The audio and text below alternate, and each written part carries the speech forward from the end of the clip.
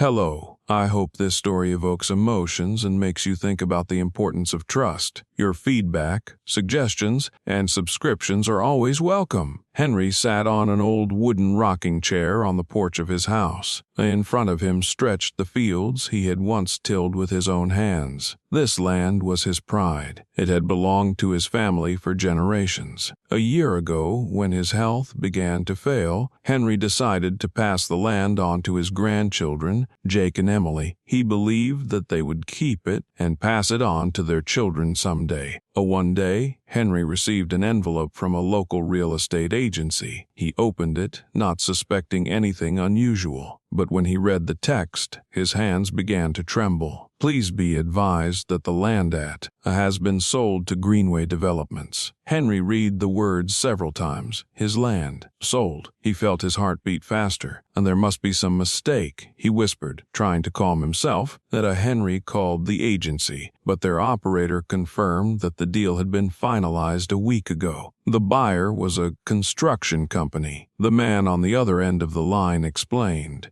"But this is my land!" Henry exclaimed.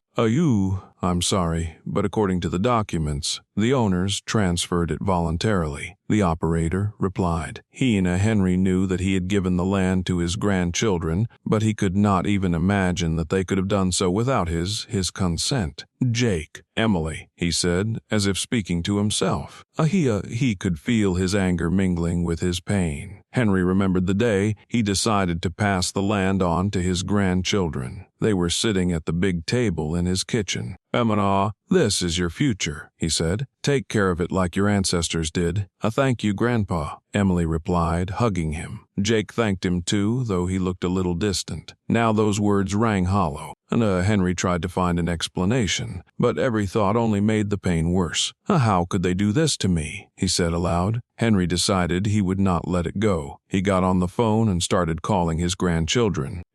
Jake was the first to answer. "Hi, Grandpa," he said, but his voice lacked the usual warmth. "Jake, I need to talk to you." "What happened to the land?" Henry asked. Jake fell silent.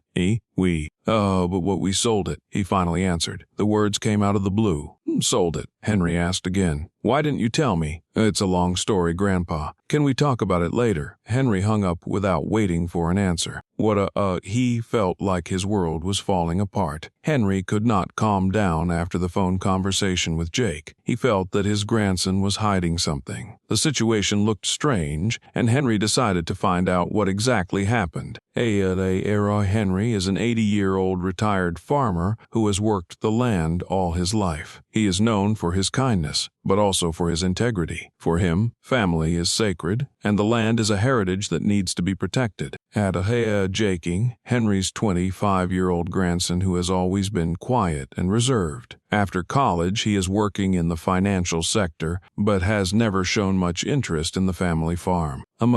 Emily, Jake's younger sister, a 22-year-old art student. She has always been close to her grandfather and loved spending time on his land, but has become less outspoken recently.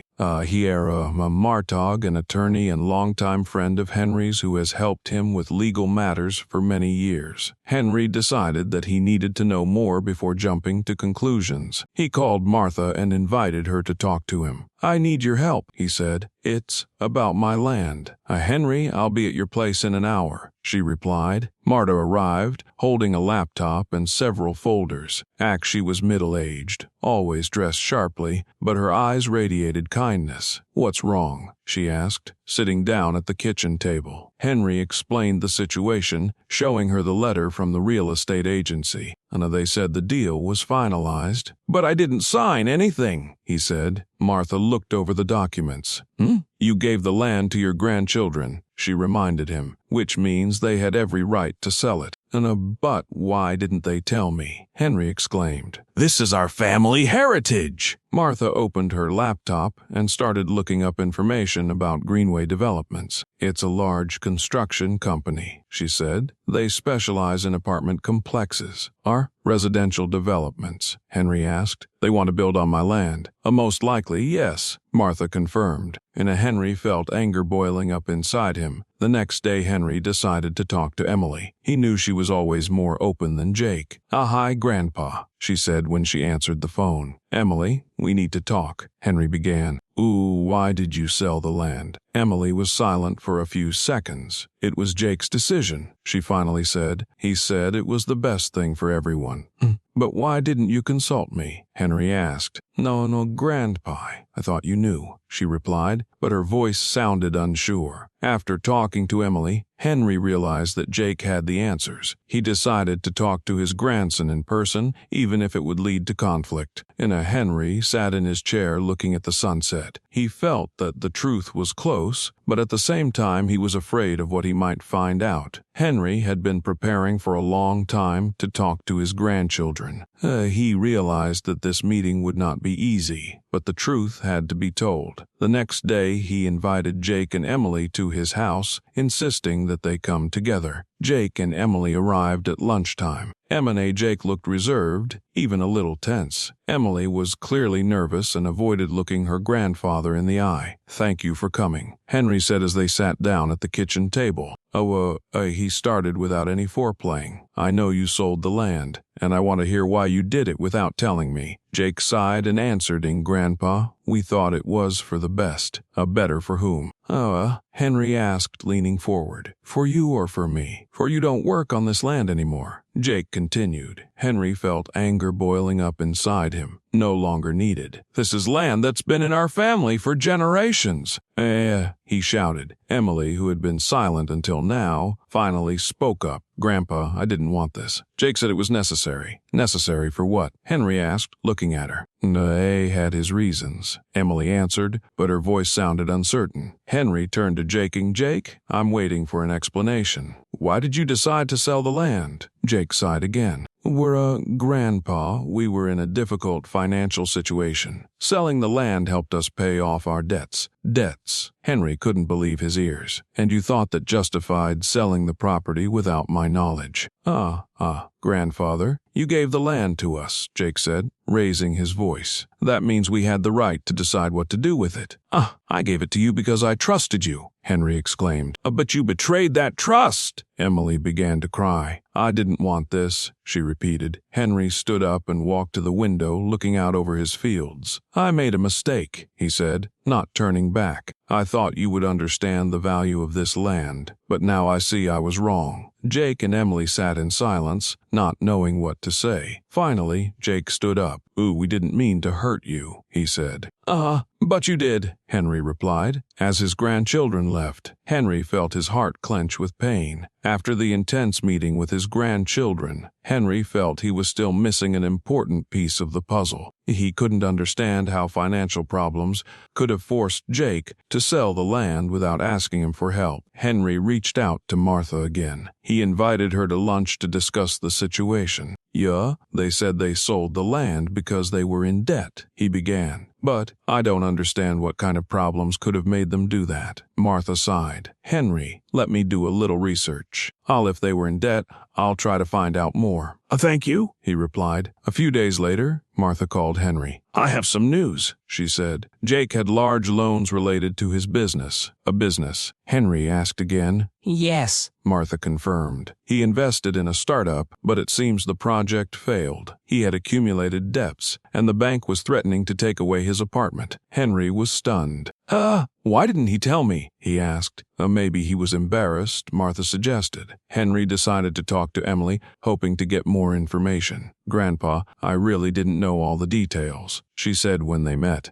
Jake told me about his problems, but he didn't explain how serious it was." Did you know about his business?" Henry asked. A little bit," Emily answered. "He said it was a chance for him to be successful. But when things went wrong, he became very withdrawn." Emily admitted that Jake came to her when the bank started demanding payments. He said the only way to solve the problem was to sell the land, she said. He promised he'd tell you after the deal, but I guess he didn't dare. Promised. Henry felt his disappointment mix with sympathy. He didn't want to disappoint you, Emily added. Henry sat in silence, digesting what he had heard. He understood that Jake was in a difficult situation, but that didn't justify his actions. I could have helped him, Henry said. Why did he think selling the land was the only way out? I think he just didn't want to bother you, Emily replied. That evening, Henry called Jake. We need to talk, he said. They met at a local cafe. Jake looked tired and stressed. Grandpa, I know I made a mistake, he said. Tell me the truth, Henry asked. Jake admitted that his business had failed and he was forced to find a way to pay off his debts. But why didn't you come to me? Henry asked. I didn't want to seem like a failure, Jake answered. I thought I could solve it on my own. Henry looked at his grandson, feeling his anger gradually change to compassion. You should have trusted me, he said, but now everything we had is gone. Henry returned home from his conversation with Jake with a heavy heart. His grandson had explained the situation, but Henry felt that something was left unsaid. Henry looked over the papers Martha had given him. Among the documents were copies of the land sale agreement, but one detail aroused his suspicions. The amount specified in the agreement was much higher than Jake had mentioned in the conversation. Why is the amount so high? He whispered, feeling his suspicions growing. The next day, Henry approached Martha again. Martha, I have a question, he said. Why is the amount in the documents so large? Martha looked at the agreement and frowned. That's strange, she said. According to the terms, they received more than they owed. Where did the money go? Henry asked. That's something to find out, Martha replied. That afternoon, Henry's old friend Joe, who worked at the local bank, came to visit. Henry, I heard that your land was sold, Joe said, but I thought there was something you might like to know. What is it? Henry asked. Some of the money from the sale was transferred to an account that didn't belong to Jake or Emily, Joe said. Henry was stunned. Whose account is that? He asked. I don't have full access to that information, but the name of the account holder is Adam Baker, Joe replied. Adam Baker. I don't know anyone like that, Henry said. Henry returned home, feeling his frustration mixing with anger. He started looking for information about Adam Baker. After several calls and searches of local databases, he learned that Adam was a lawyer who worked with a construction company called Greenway Developments. What does that mean? Hannah, he asked himself. Henry called Emily, hoping she could help clarify the situation. Emily, have you heard of Adam Baker? He asked. No, Grandpa. Who is he? She replied. He's the man who got some of the money from the land sale, Henry said. Emily was silent for a few seconds. I don't know anything about that, she finally said. The next day, Henry met with Jake. Jack, I found out that some of the money from the sale went to an account called Adam Baker. Who is he? He asked. Jake turned pale. Grandpa, I can explain everything, he said. Then explain it, Henry insisted. Jake admitted that Adam was the middleman he had hired to help with the deal, but Henry couldn't shake the feeling that there was more to the story. Henry sat in his rocking chair, looking out over the fields that no longer belonged to him. The conversation with Jake and the revelation about Am Baker haunted him. His heart was torn between love for his family and a sense of betrayal. And then Henry remembered the past. Jake and Emily were his pride. He always supported them when they needed help. I gave them this land because I believed they would understand its value, he thought. But now he saw that his trust had been betrayed. And while Emily didn't seem to be fully aware, Jake was clearly hiding something. Martha came to Henry again to help him deal with the situation.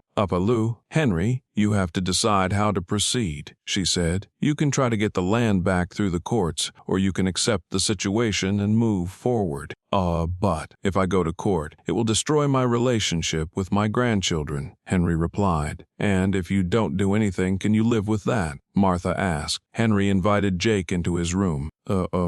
Jack, I want to know the whole truth, he said. Jake sighed and began to speak. Grandpa, I knew you would be against selling the land, he said, but I didn't see any other way out. My debts were huge and the bank could have taken everything away. But why didn't you come to me? Henry asked. We could have found another solution, and I didn't want you to think I was a failure, Jake replied. Henry could feel his anger and compassion mixing. Jack, do you realize this isn't just about money, he said. It's about trust. You betrayed me without even giving me a chance to help. Jake lowered his head. I know, Grandpa, and I'm sorry, he said. Emily came to Henry to talk too. Grandpa, I want to help you, she said. I didn't know all the details, but now I realize how important this was to you. You can't take it back, Emily, Henry replied, but I'm glad you're willing to take responsibility. Henry gathered the family together. He looked at his grandchildren, who sat in front of him with guilty faces. I've made a decision, he said. He paused for a moment, feeling the weight of his words. I will not go to court. But I want you to understand that what happened is not just about the land. It's about the trust you've lost. Jake and Emily were silent. Henry stood up and walked to the window.